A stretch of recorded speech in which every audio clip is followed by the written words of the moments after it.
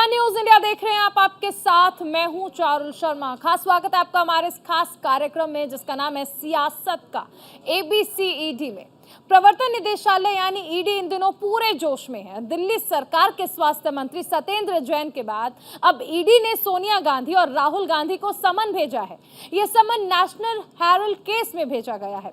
सोनिया गांधी और राहुल गांधी दोनों पर मनी लॉन्ड्रिंग का आरोप है। ईडी की ताबड़तोड़ कार्रवाई से कांग्रेस और आम आदमी पार्टी दोनों ने केंद्र सरकार पर हमला बोला। कांग्रेस ने इसे जहां बदले की कार्रवाई करार दिया, वहीं बीजेपी ने कांग्रेस के हमले पर तंज कसा है।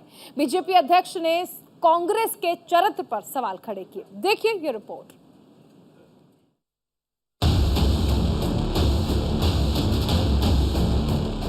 पहले सत्येंद्र जैन, अब सोनिया राहुल। ईडी नोटिस पर पॉलिटिक्स हाई। प्रवर्तन निदेशालय ने कांग्रेस की अंतरिम अध्यक्ष सोनिया गांधी और राहुल गांधी को नेशनल हेराल्ड मामले में समन भेजा है। ईडी ने मनी लॉन्ड्रिंग केस में दोनों से 8 जून को पूछताछ में शामिल होने के लिए कहा है। इस बीच कांग्रेस ने कहा कि सोनिया गांधी पूछताछ में शामिल होंगी। अगर कांग्रेस नेता राहुल गांधी दिल्ली में रहे तो वो भी पूछताछ के लिए जाएंगे। दरअसल ईडी ने नेशनल हेराल्ड केस की जांच में दोनों नेताओं को शामिल होने को कहा है। इस केस में ईडी ने कांग्रेस के 2 बड़े नेता पवन बंसल और मल्लिकार्जुन खड़गे को 12 अप्रैल को जांच में शामिल होने का नोटिस भेजा। 2014 में सुब्रमण्यम स्वामी ने सोनिया और राहुल के खिलाफ केस दर्ज करवाया था। इसमें स्वामी ने गांधी परिवार पर करीब 55 करोड़ की गड़बड़ी का आरोप लगाया था।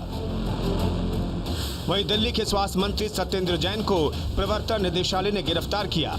उन्हें भी मनी लॉन्ड्रिंग के मामले में गिरफ्तार किया गया है। पूरा मामला करीब 5 करोड़ रुपए की हेराफेरी से जुड़ा है। उनकी गिरफ्तारी पर राजनीति भी शुरू हो गई है। आम आदमी पार्टी ने दावा किया है कि जिन कंपनियों का नाम सामने आया है उनसे सत्येंद्र जैन ने मार्च 2013 में ही इस्तीफा दे दिया था। हालांकि मनी लॉन्ड्रिंग केस में गिरफ्तार दिल्ली के हेल्थ मिनिस्टर सत्येंद्र जैन को कोर्ट ने 9 जून तक ईडी की हिरासत में भेज दिया है।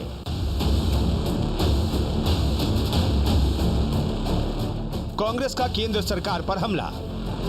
कांग्रेस ने अंतरिम अध्यक्ष सोनिया गांधी और पूर्व अध्यक्ष राहुल गांधी के खिलाफ नोटिस जारी होने पर केंद्र सरकार पर हमला बोला है।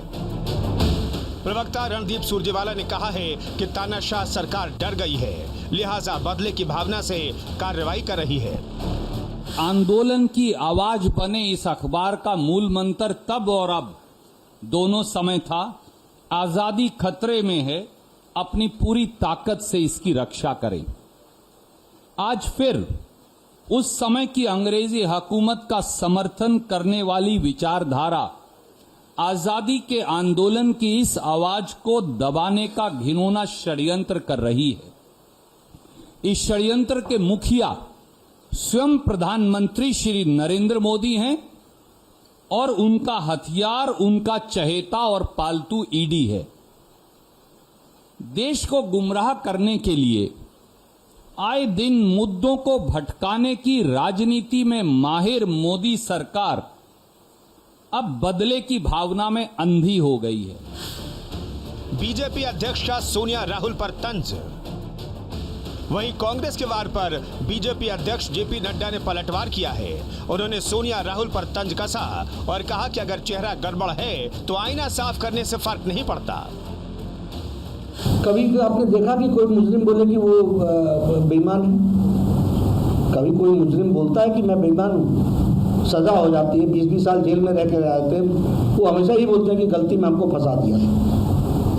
तो जो आदमी कटघरे में खड़ा है, जो बेल पर है, तो बेल उठवा लो ना, चार्जेस हटवा लो ना, क्यों नहीं करते? तो इसलिए नहीं करते हैं क्योंकि कागज सच्चे हैं और कागज परमानेंट होते हैं, तो वो उनको उस जगह पर खड़ा रख रहे हैं। ये तो वैसे ही है ना कि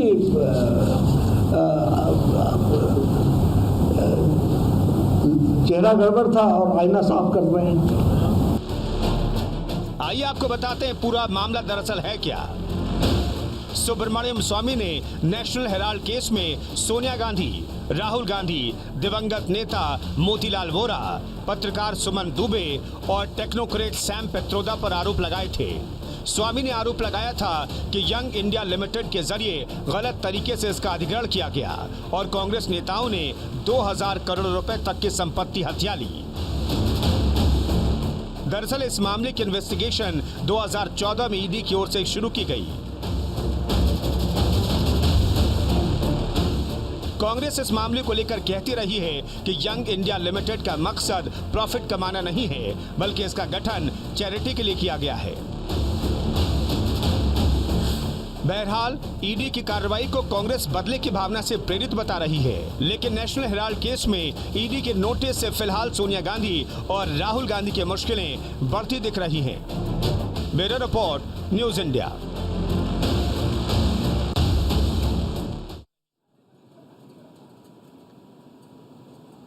सोनिया गांधी और राहुल गांधी को समन भेजने से पहले ईडी ने दिल्ली सरकार के हेल्थ मिनिस्टर और आम आदमी पार्टी के नेता सत्येंद्र जैन को गिरफ्तार किया। गिरफ्तारी के बाद से ही दिल्ली में सियासत तेज हो गई। केंद्रीय मंत्री स्मृति ईरानी ने प्रेस कॉन्फ्रेंस करके केजरीवाल से 10 सवाल पूछे, तो स्मृति के सवालों से तिलमिलाए आम आदमी पार्टी के नेता संजय सिंह ने बीजेपी पर कई आरोप लगाए।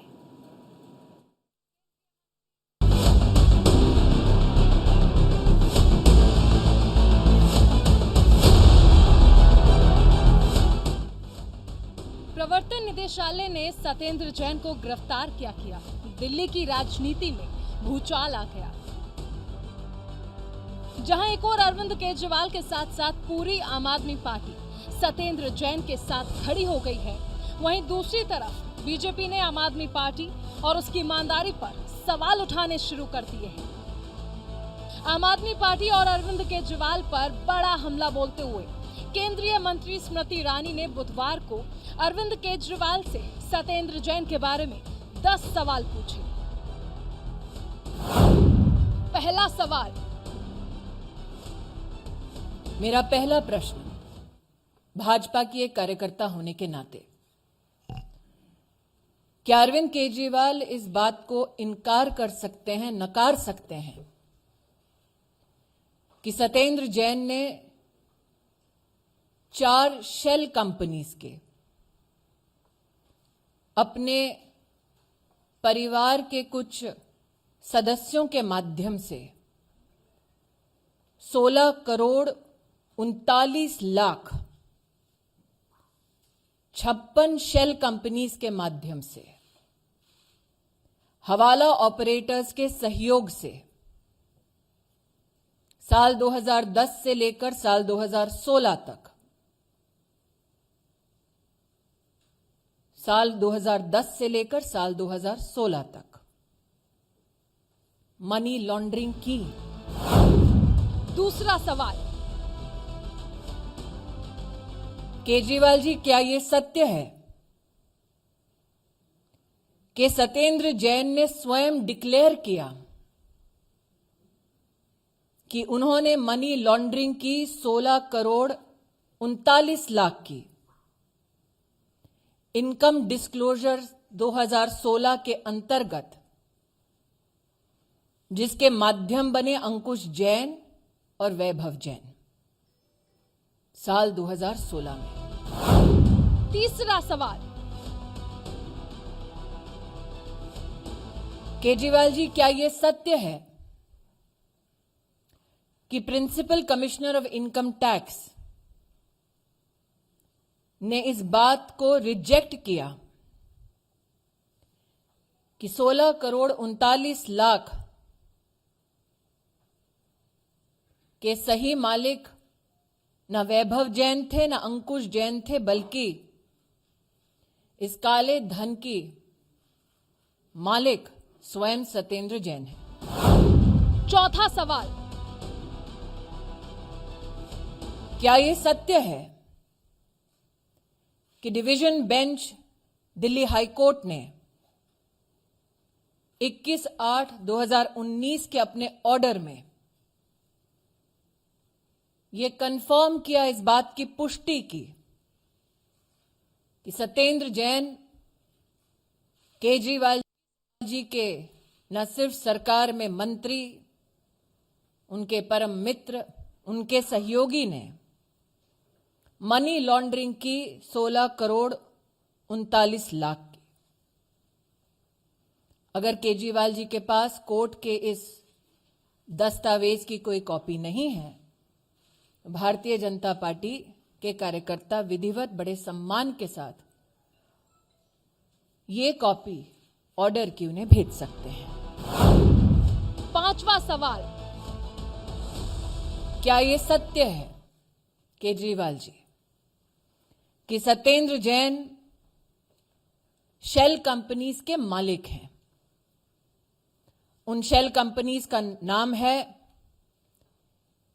Indo Metali impex private limited,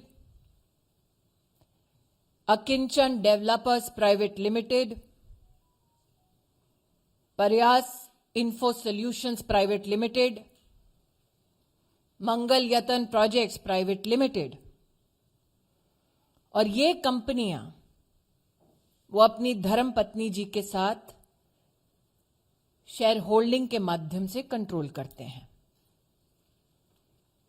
एक और company JJ ideal estate limited, इसमें majority shareholding Satyendra Jain की, उनके परिवार की, उनकी धर्मपत्नी की।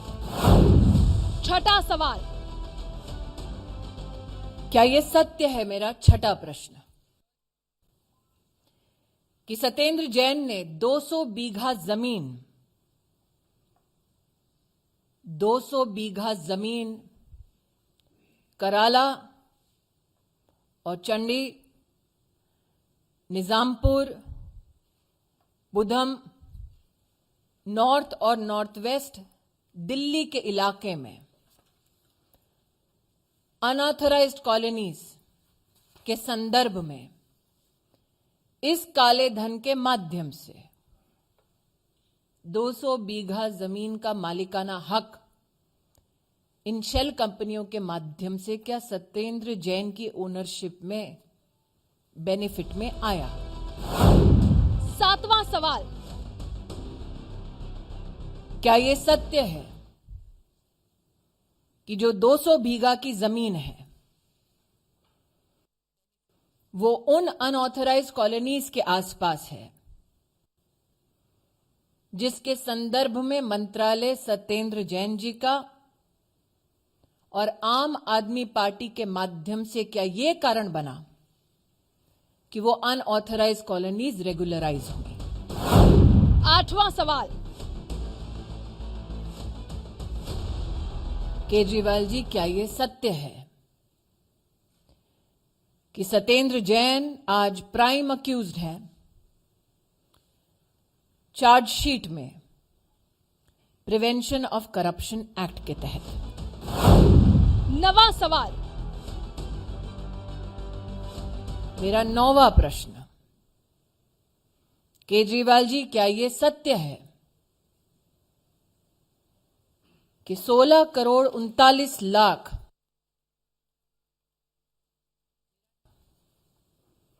मनी लॉन्ड्रिंग की जो सत्येंद्र जैन जी की इनकम है, उस पर इनकम टैक्स डिपार्टमेंट टैक्स लगाए? ये प्रस्ताव स्वयं सत्येंद्र जैन की कंपनीज का था? 10वां सवाल, मेरा आखिरी प्रश्न, जिस सत्येंद्र जैन ने स्वयं स्वीकार किया कि 16 करोड़ 39 लाख मनी लॉन्ड्रिंग हवाला ऑपरेटर्स के माध्यम से की गई उन कंपनीज में जिनमें सत्येंद्र जैन और उनके परिवार की भागीदारी है, केजरीवाल जी, क्या वो व्यक्ति आज भी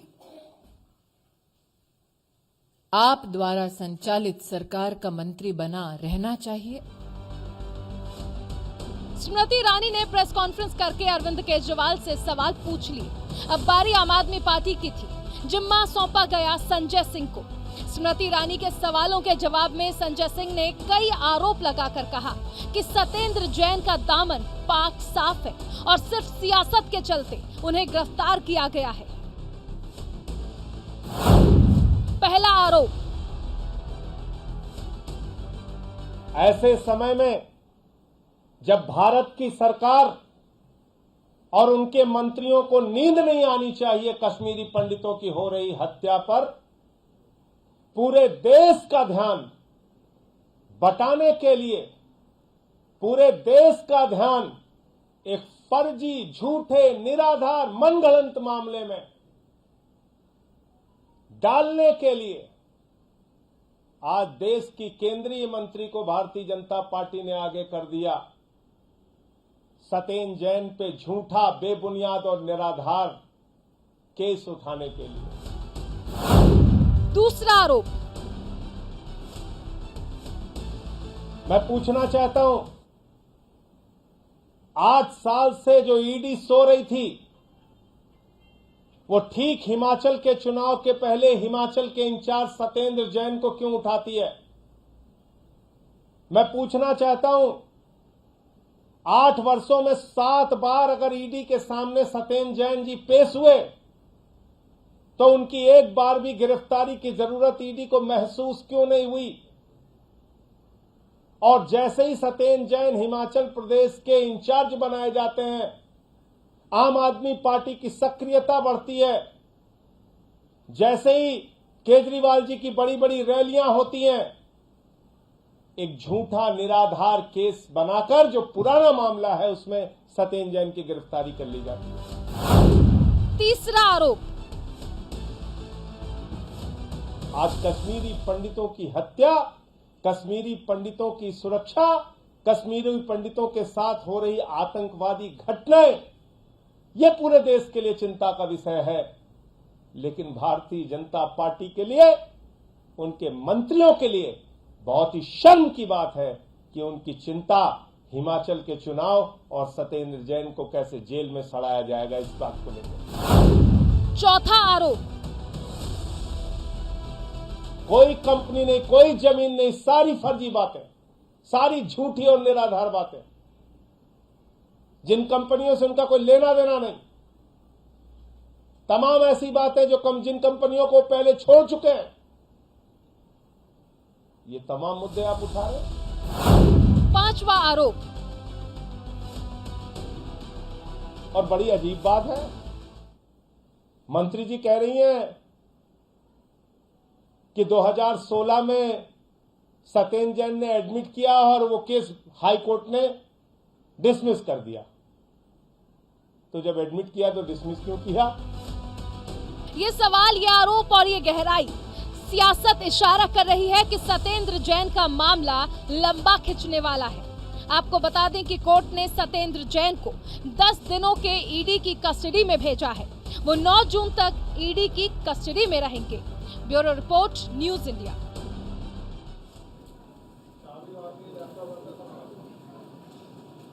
और अभी रुकेंगे एक छोटे से ब्रेक के लिए। खबरों का सिलसिला लगातार जारी रहेगा, बने रहिए न्यूज इंडिया के साथ।